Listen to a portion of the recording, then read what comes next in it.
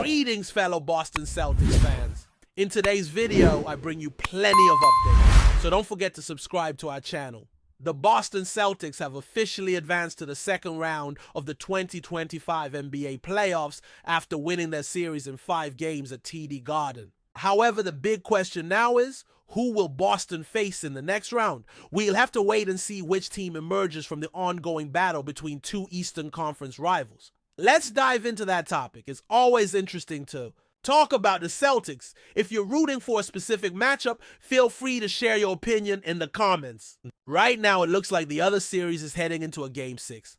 The leading team couldn't seal the deal in a crucial matchup, but still holds a 3-2 advantage. If they win the next one, the series will wrap up in 6.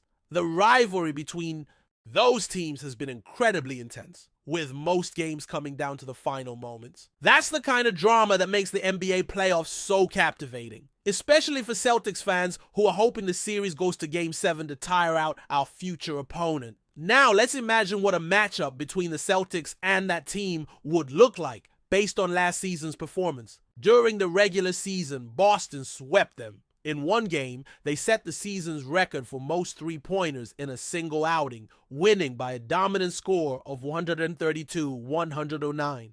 The next game was much closer, ending in a thrilling 119-117 overtime. Win for the Celtics. However, we need to remember that was just the regular season. Injuries and roster changes have affected both teams since then. So while Boston had a strong showing before, playoff basketball presents an entirely different challenge. Rivalries bring out the best in both sides. The last time these two teams met in the playoffs was back in 2013, and they've clashed 67 times in league history, with one team holding 31 wins and the other 36. That last playoff series featured a notable incident involving players, which had consequences for one of them.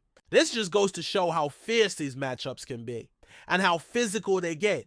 Injuries are a real concern. We've seen that happen already in the current series. 2 players had to leave Game 5 during the fourth quarter due to injuries. One appears to be in pain after a fall, while the other is still dealing with an ankle issue that dates back to the end of the regular season. If either situation worsens, it could seriously impact their team. Of course, no one wants to see injuries. We all hope for healthy squads. But depending on how the coach manages player minutes, fatigue could become a bigger issue. Take Tom Thibodeau. For example, he plays his guys hard every game. If injuries don't take a toll, fatigue will.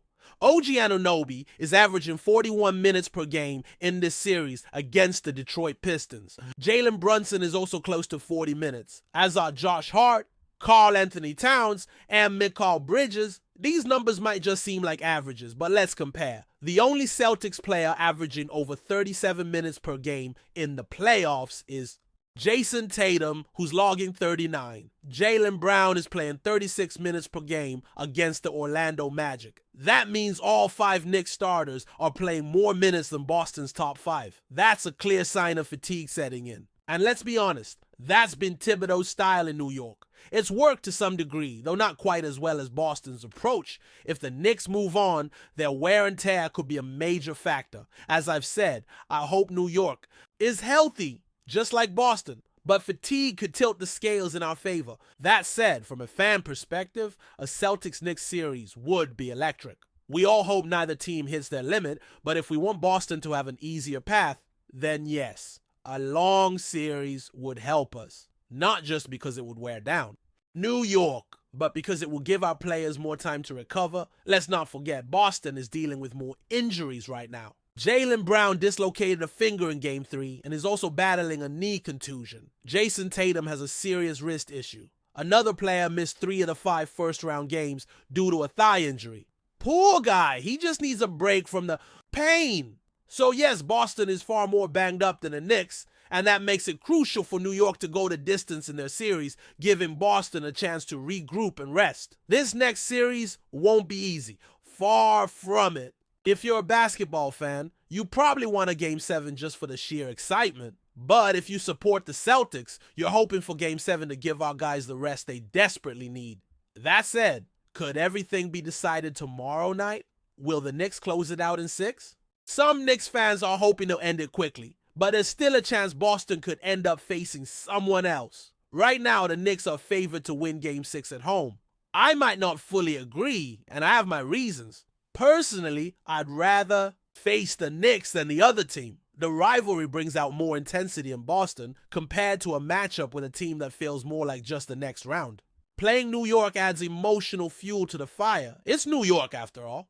There's a strong dislike there, and Boston would love to come out on top. Now that other team, they're aggressive and relentless. The Knicks can be thrown off balance. If you rattle them, they start making mistakes. But the other team, you could be up by 20 and they'll come back with the same ferocity. Still, before diving deep into matchup scenarios, let's recognize the standout performance of a Celtics player during this postseason. He stepped up big time in the first round, especially while a teammate missed 3 games. He's been rightfully praised for his contributions in 2025.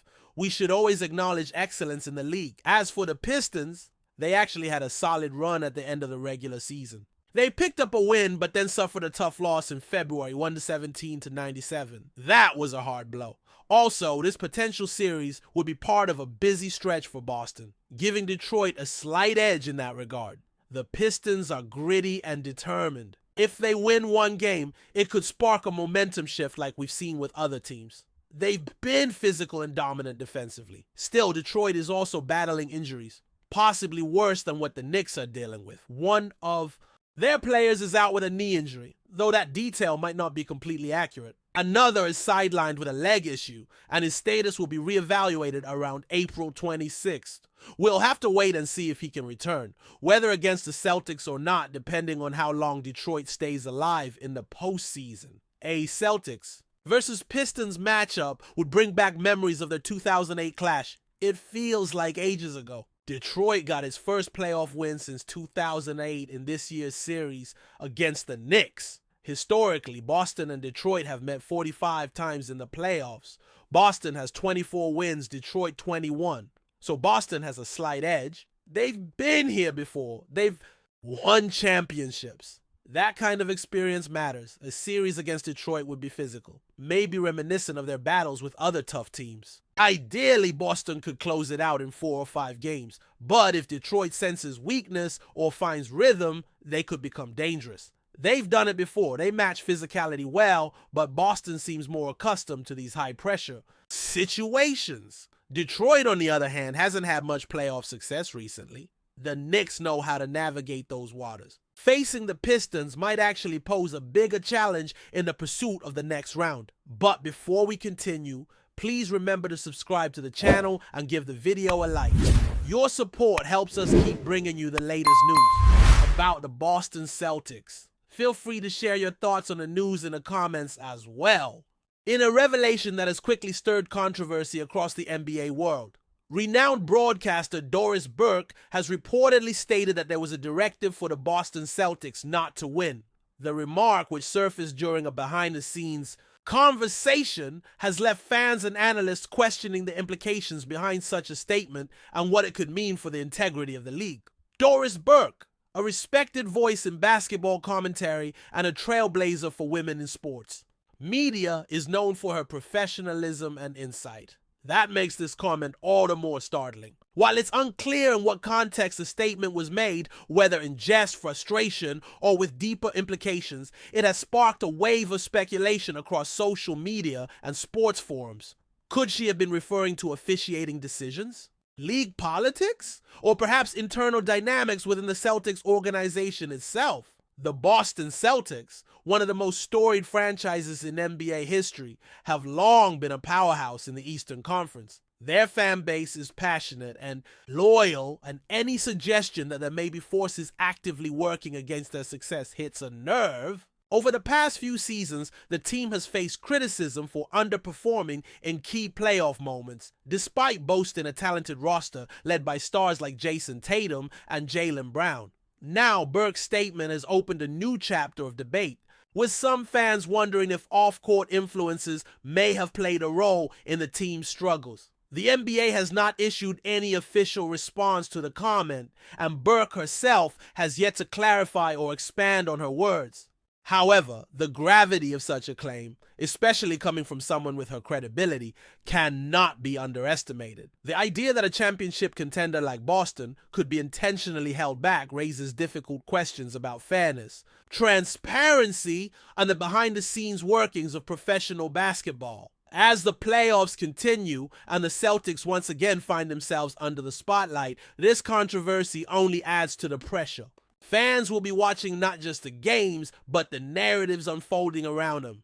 Whether Doris Burke's statement was a misstep or a moment of truth, its impact is undeniable. That's it for this update. If you enjoyed the video and want to keep receiving exclusive news about the Boston Celtics, please subscribe to our channel and give the video a like. We always appreciate your comments and opinions. See you in the next video.